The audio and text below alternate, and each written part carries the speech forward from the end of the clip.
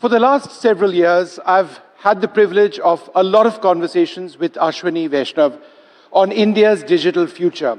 We've spoken about all sorts of things. We've spoken about the manufacture of semiconductors in India. We've spoken about India's AI stack. We've spoken about resilient supply chains.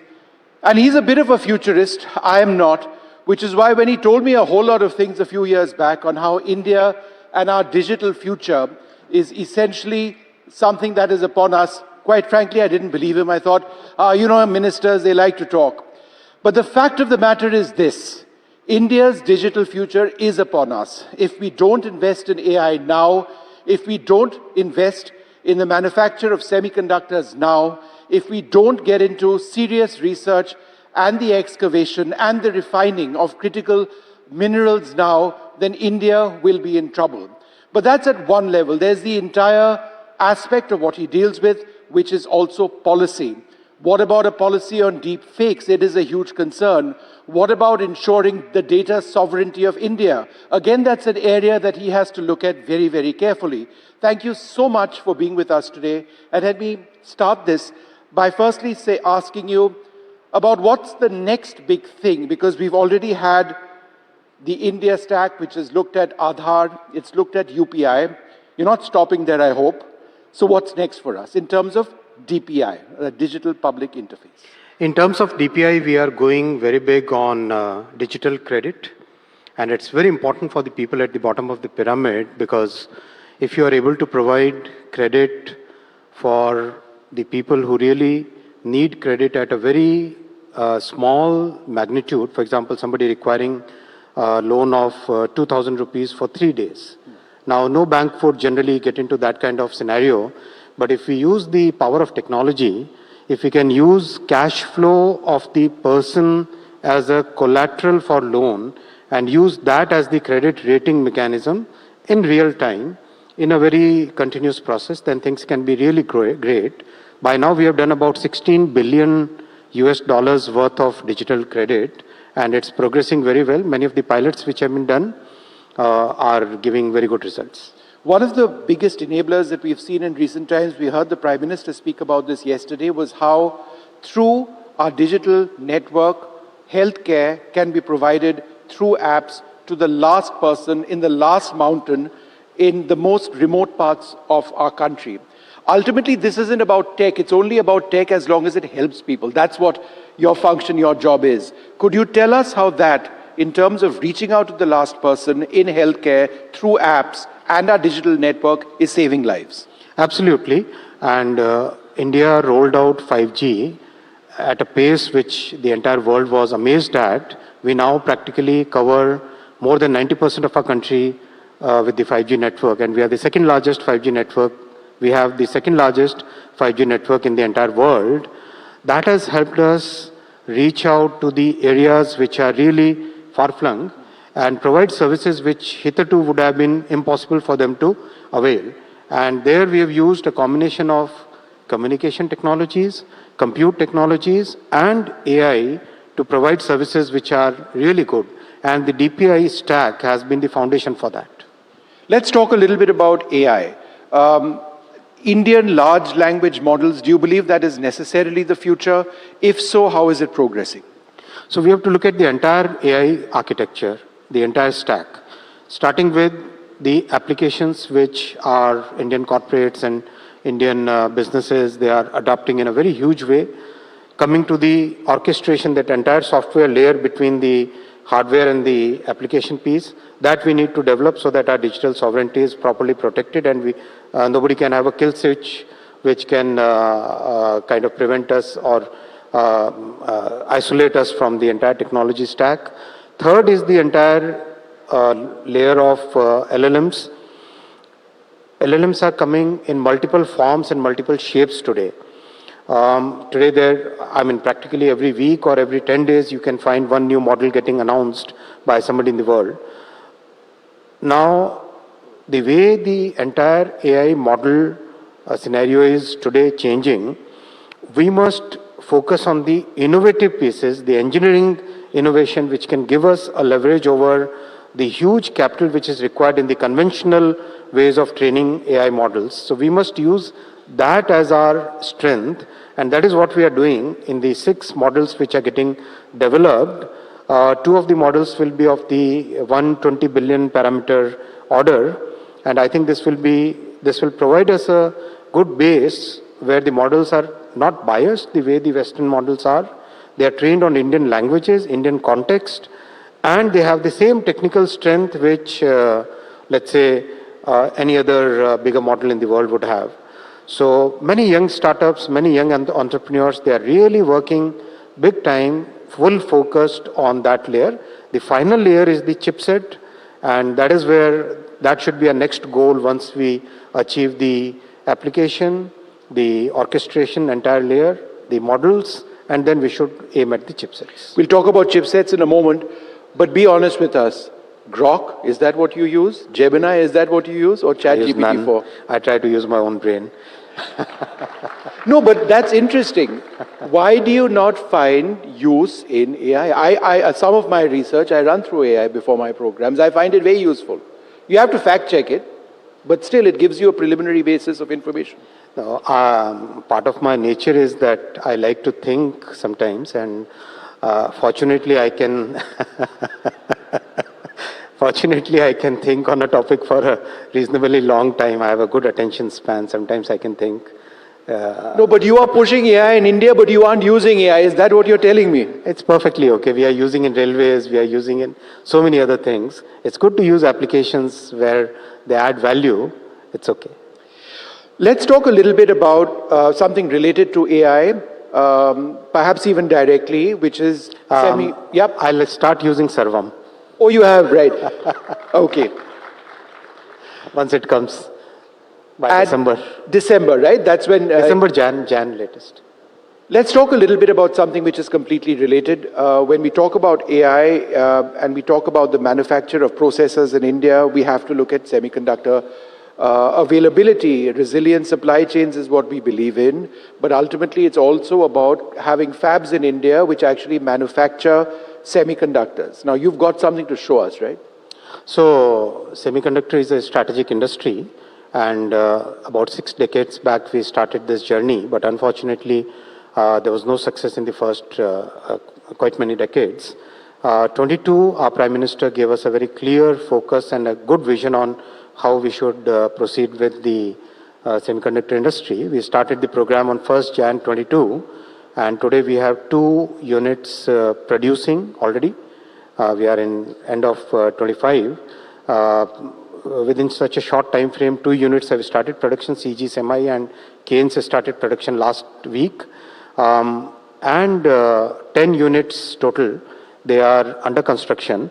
And some of the progress is very good, because this is a... hold that up and show us. Well, this is a very complex industry, because the magnitude, the dimensions at which we have to work and the complexity at which we have to work is really, really difficult. So a chip can be extremely small. You can't even see it with a microscope. It's like 10,000 times smaller than the human hair. So that kind of magnitude, that kind of work is there. And fabricating a chip is like building an entire city on a small little wafer like this. This is a wafer. On this, building a complete city, which will have its own plumbing, its own heating, its own electrical network, its own circuits, and huge, very, very complex. Something, for example, somebody was telling me that if the power supply goes off for 5 minutes, then it's a loss of $200 million. That kind of complexity is there, and the chemicals and gases which are used are extremely pure, ultra pure chemicals and gases, 500 plus chemicals, parts per billion purity, extremely.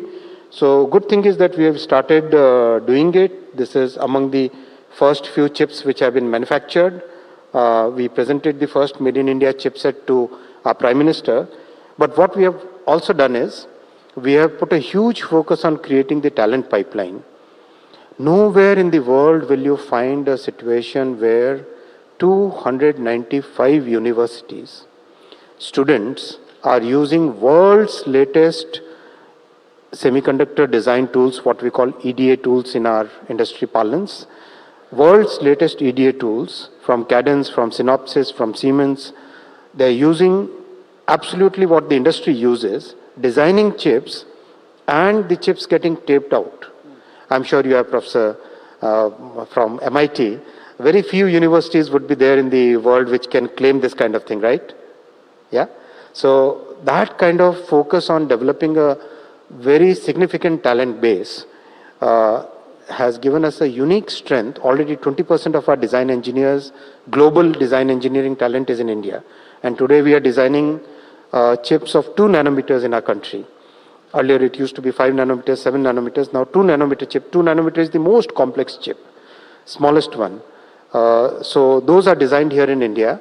So that strength we would like to use in our fabrication and manufacturing process also. Can you just show me that chip? I just want to get, and the other one, to get the camera to, this is too small for the camera to zoom in on, but I thought it would be quite interesting if we can actually have this up on the screen, and if once, as soon, right, and so the other one is too small. Despite being Vishnu, I've got only two arms, but tell me a little bit about what I'm looking at over here. So this right, as we zoom in on this, tell me what this is exactly. This is a wafer. A wafer is a piece of silicon. Silicon is from quartz, it's made, it's silica sand. That is made into a wafer. And then on the wafer, we have to fabricate, which means draw the entire circuit. And the entire circuit is like extremely complex, like a city getting drawn on a small piece of, so if you look at this, this is, let's say, an area of this size. Area of this size would be almost like a complex large city. Wow. It is that complex. So then you have to take it out from this, and the very small thing will have to be given a body. Right. So then a body is given like this. This is a complete chip.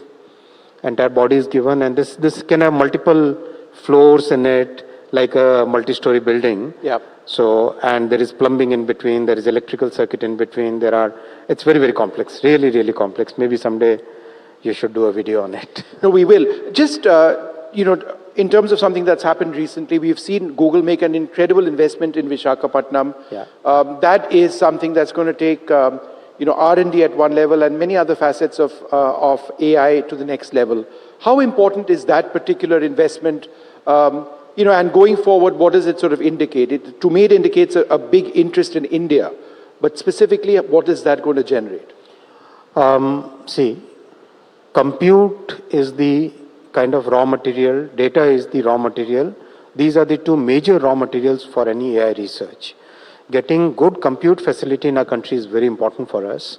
Part of the AI mission, we have right now empaneled about 38,000 GPUs. Our target was 10,000 GPUs. We could get about 38,000 GPUs as a part of the AI mission. And now we are inviting other large players to come and set up their compute facility in India.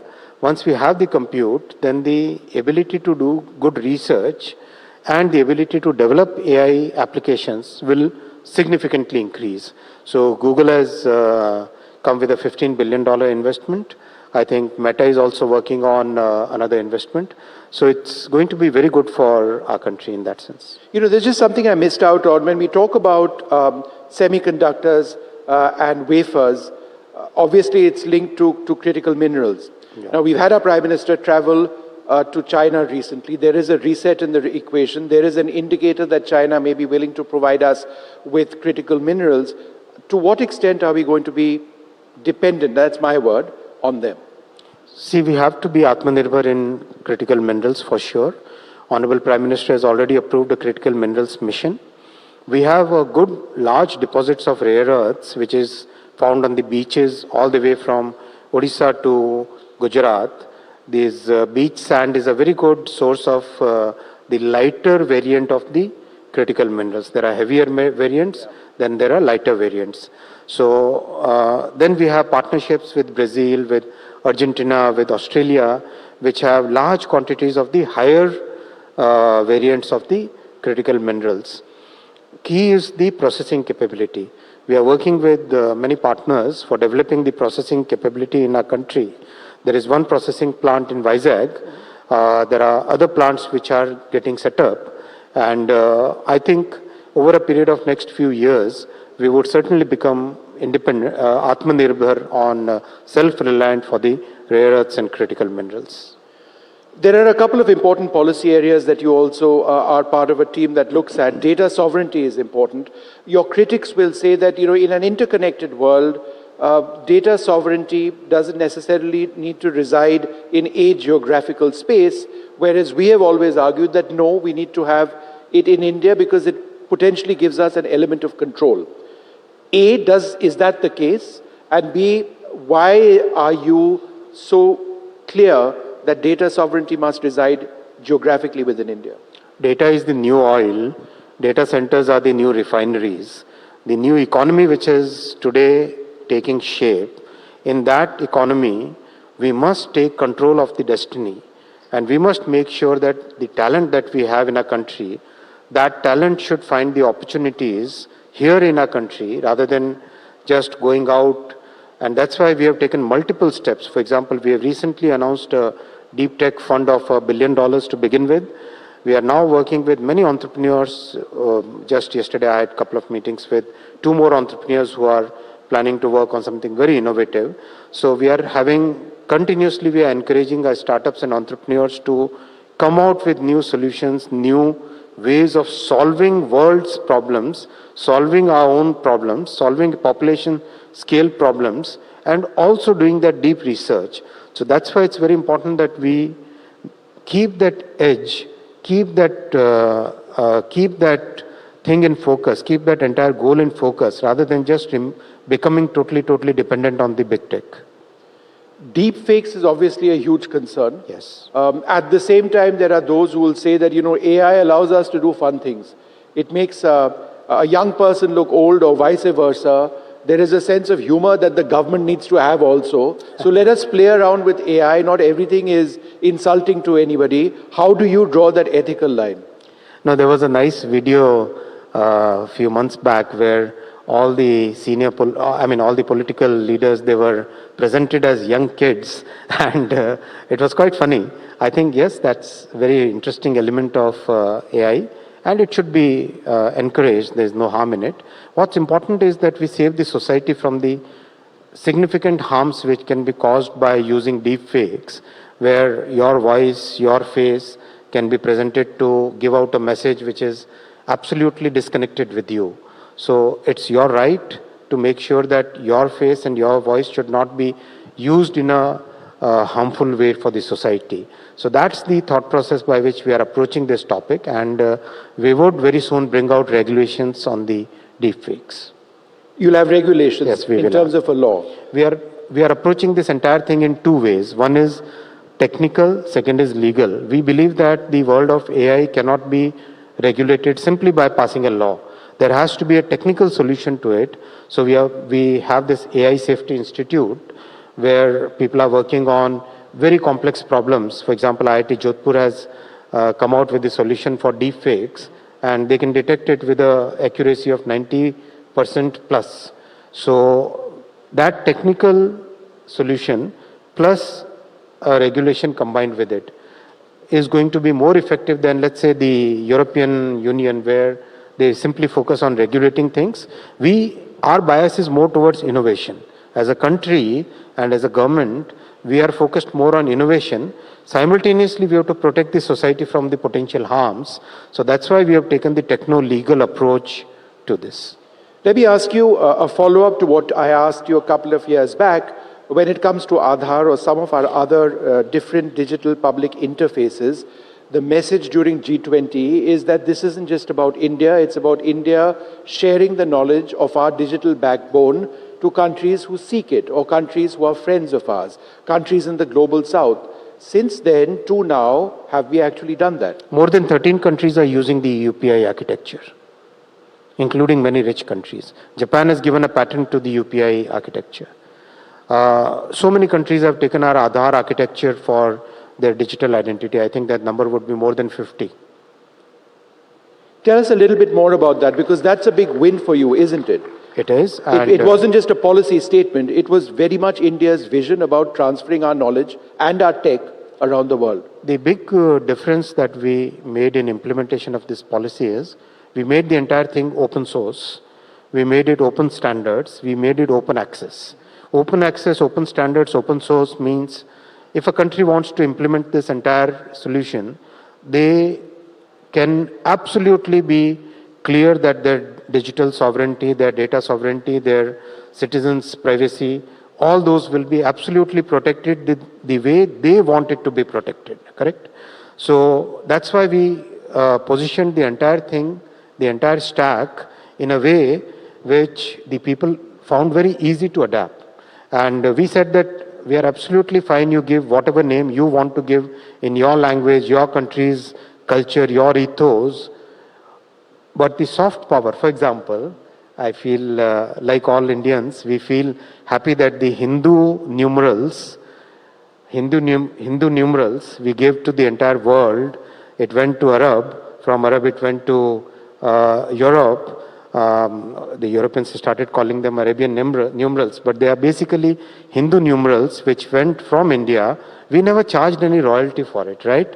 We believe that the knowledge that we created in our country as a civilizational country should go to the entire world, and that's our way of thinking. We don't send armies to other countries to conquer.